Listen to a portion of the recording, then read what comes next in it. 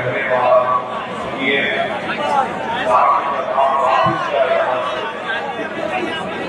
आप एक पैगाम लेकर जाए और हमारी ख्वाहिश ये है कि आप हमारा पैगाम सुनने के बाद आप अपने आप की तब्दीली को पैदा करेंगे, अपने घर वालों को समझाइए, अपने पूरे गांव और अपने पड़ोसियों को साथ लेकर आप विधानसभा से मजलिस इत्तेहाद के किरदार में कामयाब कराने के लिए आप तमाम को कोशिश करना है और मुझे यकीन है आप बड़ी तादाद में जमा हुए हैं। इंशाअल्लाह ताला यहाँ से जरूर मजलिस इत्तेहाद मुस्लिमीन का अगली बार आपका नया विधायक बनकर बिहार की विधानसभा में जाएगा। मेरे अपने दोस्तों और बुजुर्गों, हमारी पार्टी क्या कहती है, मजलिस कहती है कि हम भारत की राजनीति में बराबरी चाहते हैं, हमको बराबरी मिले, हमको समानता का हक मिले, हम कोई आसमान से तारे तोड़कर लाने की बात नहीं कर रहे हैं। हम ये कह रहे हैं कि भारत के संविधान की दफा 14 बराबरी की, मसावत की, समानता की बात करती है। मजलिस उसको हासिल करना चाहती है और हमारा मानना यह है कि जब तक भारत की सबसे बड़ी अकलियत से इंसाफ नहीं होगा, जब तक भारत की सबसे बड़ी अकलियत और बिहार की सबसे बड़ी अकलियत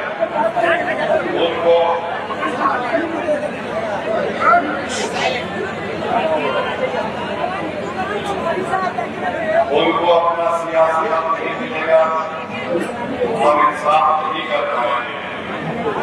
ये लड़ाई मजलिस की इंसाफ की लड़ाई है। हम नफरत को खत्म करना चाहते हैं, हम इस्तेसाल को खत्म करना चाहते हैं, हम नौजवानों के मुस्तकबिल को रोशन करना चाहते हैं, हम हमारे बच्चों के तालीम का इंतजाम करना चाहते हैं। हम ये चाहते हैं कि हमारी बेटियां अपनी तालीम मुकम्मल करने के लिए उनके लिए कॉलेज का ख्याल उठाया जाए। और हम आपको एक पैगाम दे रहे हैं कि जो भारतीय जनता पार्टी और नीतीश कुमार जो सियासत कर रहे हैं वो नफरत की सियासत है, वो अक़लियतों को दबाने की सियासत कर रहे हैं, हमको दूसरे दर्जे का शहरी बनाने की कोशिश कर रहे हैं। वो हमारे मजहबी मुकामात को एक वक्त के काले कानून के जरिए से हमको उससे महरूम करने की कोशिशें कर रहे हैं। दूसरी तरफ आपके सामने है कि इंडिया अलायंस है, जिसकी सबसे बड़ी पार्टी राजद है। राजद के सामने अब्दुल ईमान साहब ने उनको खत लिखकर वाज़ेह तौर पर तेजस्वी यादव को बता दिया कि हम आपकी तरफ दोस्ती का हाथ बढ़ाते हैं। अगर आप चाहते हैं कि यहाँ पर नीतीश कुमार और बीजेपी की हुकूमत ना बने तो आइए आप हम मिलकर चुनाव लड़ते हैं। मजलिस इत्तेहाद मुस्लिमीन ने तेजस्वी यादव को लिख कर दिया कि हम सिर्फ 6 सीट चाहते हैं बिहार के विधानसभा के चुनाव में। 5 तो हमारे जीत कर आए थे, हमने 6 का मुतालबा किया।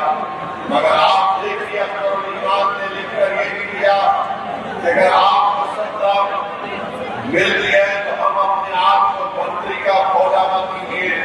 हम सिर्फ यही चाहते हैं कि बिहार में अक़लियतों से, दलितों से, मजलूमों से, पिछड़ों से इंसाफ हो सके और बिहार में आरएसएस के झंडे को नाकाम बनाया जाए।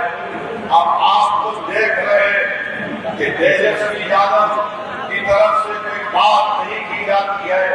फैसला आपको करना है कि क्या ओवैसी बीजेपी को रोकना चाहता है या फिर तेजस्वी बीजेपी को कामयाब करना चाहता है।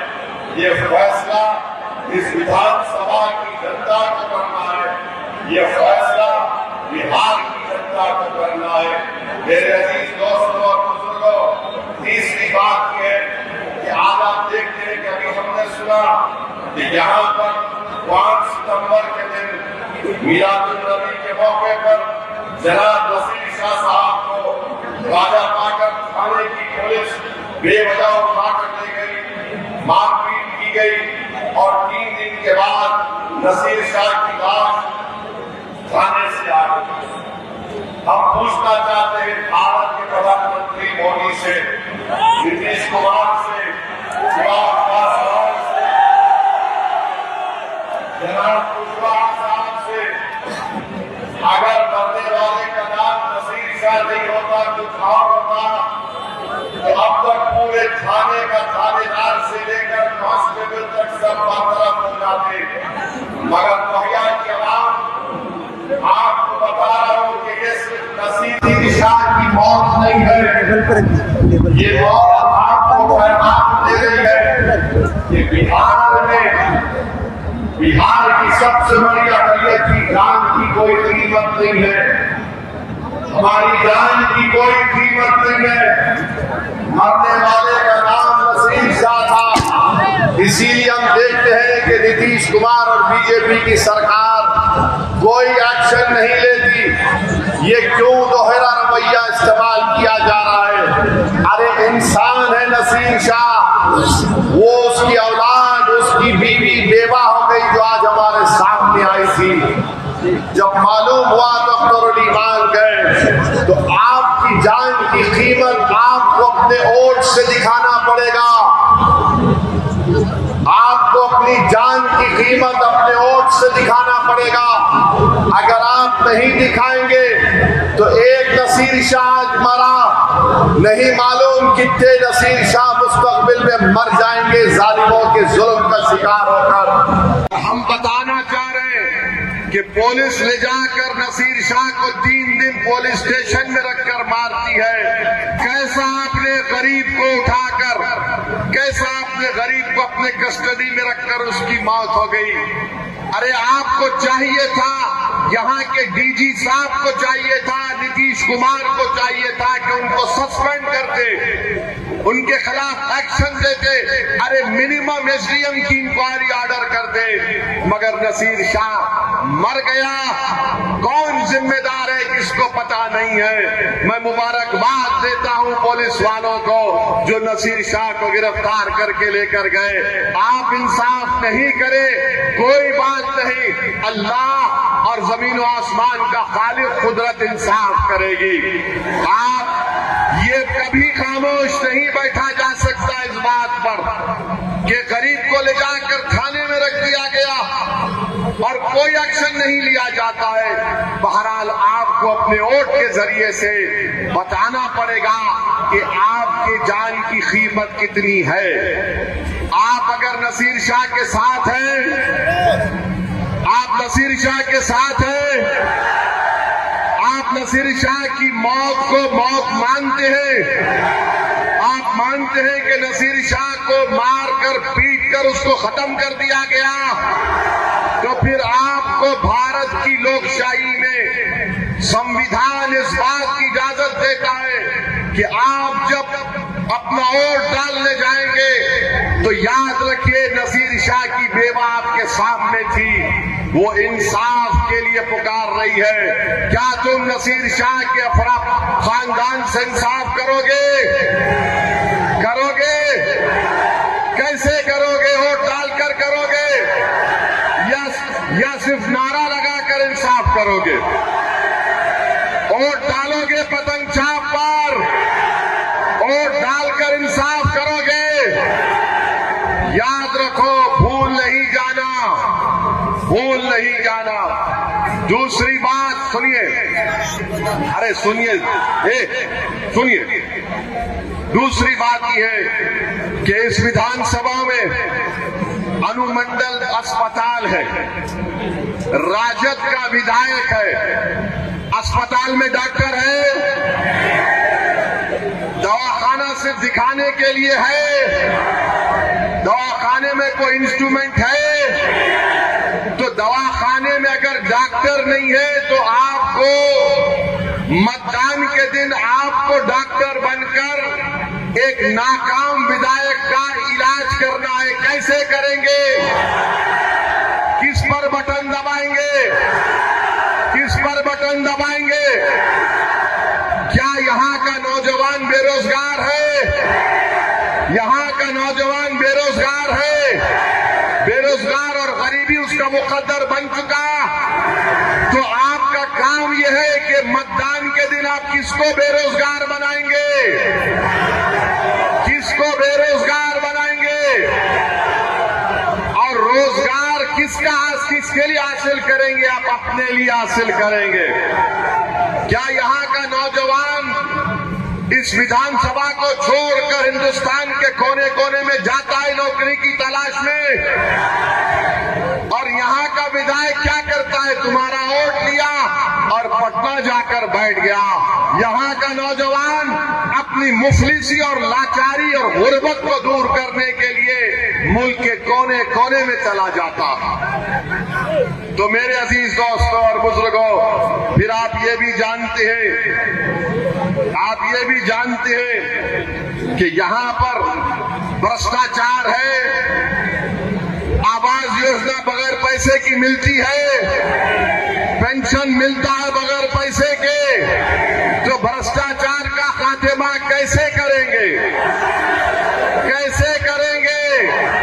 रिश्वत का खात्मा कैसे करेंगे? जोर से बोलो। भ्रष्टाचार का खात्मा वोट से करेंगे। पतंग छाप पर बटन दबा के रिश्वत का खात्मा करेंगे। यहाँ पर रिश्वत आम हो चुकी। रिश्वत पैसे लिए जा रहे हैं ना सरकार की तरफ से। तो मोदी नीतीश कुमार ने कहा कि भाई साहब, बिहार की जनता, हमने 5 साल आपको बहुत लूटा, अब आपके अकाउंट में 10,000 रुपये डालते हैं। समझा आपने? 5 साल खून चूस लिया, अब चुनाव आया तो ले 10,000। अरे 10,000 से क्या होगा मोदी जी, नीतीश कुमार जी? आपने 5 साल, एक साल में 365 दिन अगर गरीब म्यूटेशन के लिए 3,000 देता है, रजिस्ट्री के लिए 1,500 देता है, आवास योजना के लिए 3,000, यहाँ विधानसभा में एक दिन की रिश्वत कम से कम 15 से 20 लाख होगी, एक दिन की। और आज आपको आंखों पे पर्दा डालकर बोल रहे मैंने 10,000 दिया, 10,000। यानी ये इतना खा चुके हैं। अब चुनाव आ गया तो आपका भी काम ये है, 10,000 दिए तो लेना, मगर वोट किसको देना? वोट किसको देंगे? वोट पतंग छाप को देंगे ना। हाँ, अभी ये जो झगड़ा चल रहा है, बहुत झगड़ा चल रहा है। कौन लड़ेगा, नहीं लड़ेगा, कौन किस पार्टी से आएगा, कैसा आएगा, उसकी फिक्र मत करिए। आप पतंग छाप के बटन को देखकर वोट डालेंगे ना इंशाअल्लाह। आप ये समझिए कि ओवैसी आकर खड़ा है, आपसे कह रहा है वोट डालने के लिए। और हमसे दुश्मनी क्यों है?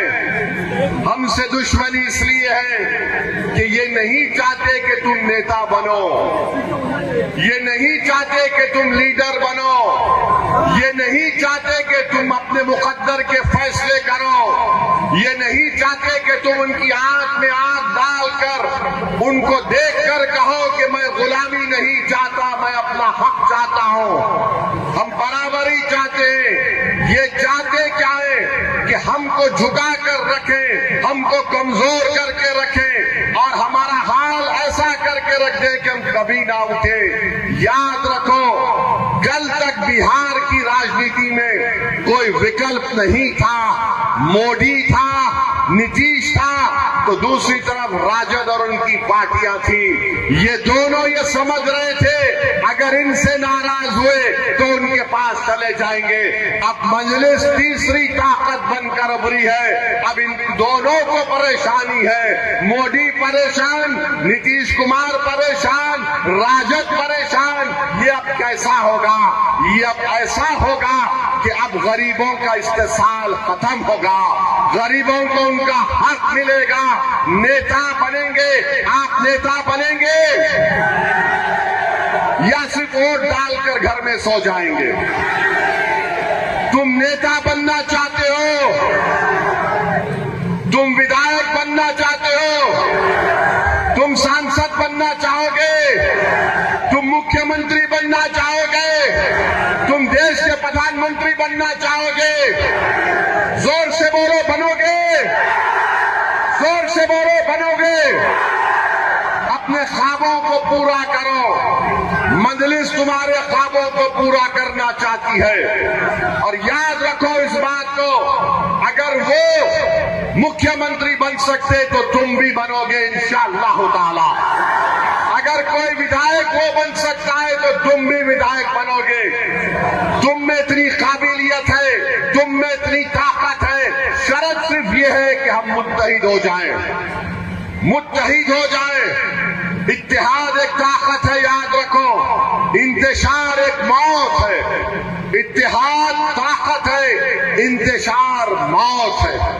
और जैसा कि किसी शायर ने अच्छा कहा था कि जिंदा रहना है तो मीरे कारवां बनकर रहो, जिंदा रहना है तो मीरे कारवां बनकर रहो, इस जमीन की पस्तियों में आसमान बनकर रहो, इस जमीन की पस्तियों में तुम आसमान बनकर रहो। मेरे नौजवानों, आज बिहार में करीब 60% आबादी बिहार में 25 साल से कम उम्र नौजवान लड़के और लड़कियों पर मुश्तमिल है।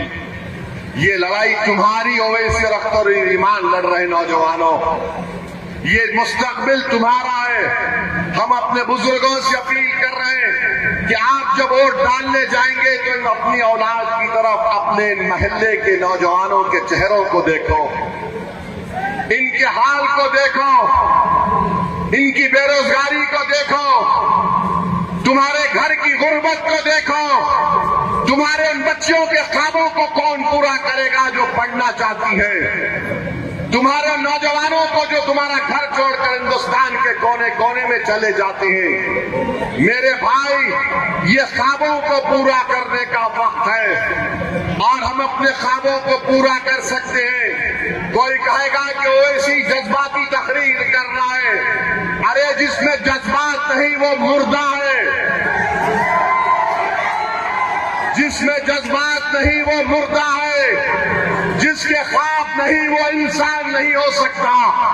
तो अपने ख्वाबों को पूरा करने का वक्त है मेरे अजीज दोस्तों और बुजुर्गों। 70 साल हमने सबको आजमा लिया मगर किसी ने हमारे ख्वाबों को पूरा नहीं किया। अरे हद तो ये हो गई कि एक नसीर शाह मर गया तो आज चुनाव आया तो तुम आकर मुझे गाली दोगे, मगर नसीर शाह की बेवा से मिलने कोई नहीं जाता। क्यों नहीं जाते? जाकर मिलना था, हिम्मत दिलाना था। अख्तरुल ईमान किशनगंज से निकलकर यहाँ तक आया। तो मेरे अजीज दोस्तों और बुजुर्गों, हम आपको बता रहे हैं कि आपके पास एक विकल्प है, एक मुतबादिल है। क्या आप मजलिस का साथ देंगे? देंगे? वोट डालेंगे? वोट डलवाएंगे? अपने माँ बाप को राजी करवाएंगे? खुद वोट डालेंगे? या फिर कोई आके तुम्हारे कान में बोले, ऐसा बोलेगा, अरे नहीं नहीं बी टीम,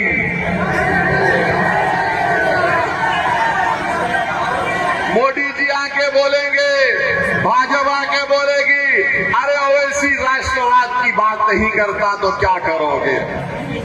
मेरे भाई याद रखो, इन्हीं बातों को हम सुन सुनकर थक जाते हैं मगर हमारे हौसले पस्त नहीं होते हैं। हम किसी की टीम नहीं, हम जनता की टीम थे और हमेशा रहेंगे। बीजेपी से हमको सर्टिफिकेट नहीं चाहिए राष्ट्रवाद का, ना हमको ये नाम निहाद सेकुलर पार्टी से सर्टिफिकेट चाहिए कि हम सेकुलर हैं।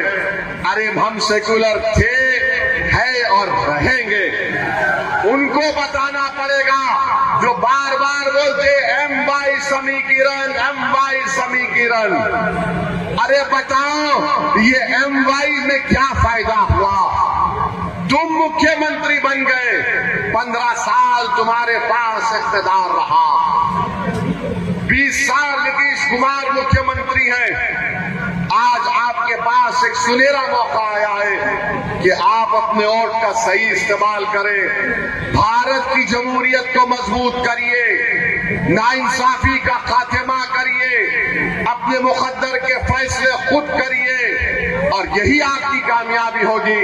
नौजवानों, जब तुम यहां से उठकर जाओगे, ये पैगाम लेकर जाओ कि आने वाला कल तुम्हारा है, ये लड़ाई तुम्हारे मुस्तकबिल की है और हम एक ताकतवर बिहार को देखना चाहते हैं जहां पर सब लोगों से इंसाफ होगा, समानता की बात सिर्फ लफ्जी जुमला नहीं होगी बल्कि उस पर अमल होगा, बराबरी की बात होगी, हिस्सेदारी की बात होगी, अब गुलामी की बात नहीं होगी। और ये बीजेपी आकर बार बार राष्ट्रवाद की बात करते हैं। मोदी ने कहा कि आतंकवाद और पानी एक साथ नहीं बह सकता, बातचीत और आतंकवाद साथ साथ नहीं हो सकती। अब बताओ मोदी जी, आप तो पाकिस्तान से क्रिकेट मैच दुबई में खेलते हैं और कोलंबो में खेलते हैं। ओवैसी ने खड़े होकर पार्लियामेंट में कहा था कि पाकिस्तान से जब सब बंद है तो खेल भी बंद होना चाहिए। वो आतंकवाद पाकिस्तान से आकर पहलगाम में हमारे भारत के 26 लोगों को गोली मार दिए, इसलिए कि वो हिंदू थे, उनके सर पर गोली मारी। बताओ मोदी, बताओ नीतीश कुमार, ये देशभक्ति है कि जिस देश से आतंकवाद आते हैं आप उनसे क्रिकेट मैच खेलते हैं, उनसे क्रिकेट मैच खेलते हैं। आज ड्रामा करते हैं मोदी जी, 3-0 ऑपरेशन सिंदूर। अरे मोदी जी, सिंदूर का ऑपरेशन हमारी बहादुर फौज ने क्या, उनको सलाम करते हैं। ये मामूली क्रिकेट मैच क्यों खेला जा रहा है?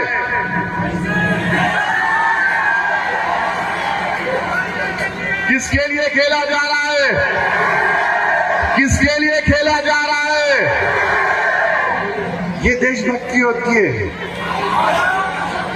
ये देशभक्ति होती है। नहीं नहीं, ये बाइलैटरल, मल्टीलैटरल, अरे भाड़ में जाए बाइलैटरल, मल्टीलैटरल। अच्छा, ये मोदी जी 7,000 रुपये दिए। अरे जो सैलाब आता है, जमीन कटती है, कुछ इंतजाम किया नहीं। और मोदी जी बोलते यहां पर घुसपैठी घुस गए हैं। नेपाल में क्या हुआ आपको पता नहीं, बांग्लादेश में क्या हुआ आपको पता नहीं। इलेक्शन कमीशन 65 लाख नाम निकाल दिया, उसमें कोई घुसपैठी नहीं है। मोदी कहां चले गए? तो मालूम हुआ हमको बदनाम करने के लिए बात कही जाती है। बहरहाल इंशाअल्लाह चुनाव के दौरान में एक मर्तबा मैं फिर इस विधानसभा में आऊंगा और आपसे फिर से अपील करूंगा कि अपने इत्तेहाद की ताकत और कुव्वत पर मजलिस पार्टी के उम्मीदवार को कामयाब करिए। आपका बहुत बहुत शुक्रिया कि आप यहां पर आए, आपने जलसे को कामयाब किया। पतंग छाप जिंदाबाद, पतंग छाप, पतंग छाप, पतंग छाप। हमारा इत्तेहाद, हमारा इत्तेहाद।